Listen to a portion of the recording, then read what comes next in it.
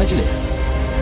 কি হলো, সব ঠিক আছে তো? জিজ্ঞাসা করেছি কাল রাত্রে কোথায় ছিলে। এখানে বাড়িতেই ছিলাম, ঘুমোচ্ছিলাম। তুমি বাড়িতে ছিলে না, মিথ্যা বলছো তুমি। ভাই তুমি আমায় খুব ভালো মতোই চেনো, তোমার মনে হয় তোমার কাছে কোনো কিছু লুকোবো? কাল রাতে আমি বাড়িতেই ছিলাম, তবে তবে কাল রাতের ব্যাপারে আমার কিছু মনেই পড়ছে না। দুটো নিরপরাধ লোককে মেরে কিছু মনে নাই তোমার? নাটক করছো আমার সাথে। সিআইডি অফিসারের রূপে একটা শয়তান লুকিয়ে আছে তোমার মধ্যে। দয়া, মুখ সামনে কথা বলো, না হলে নাহলে কি?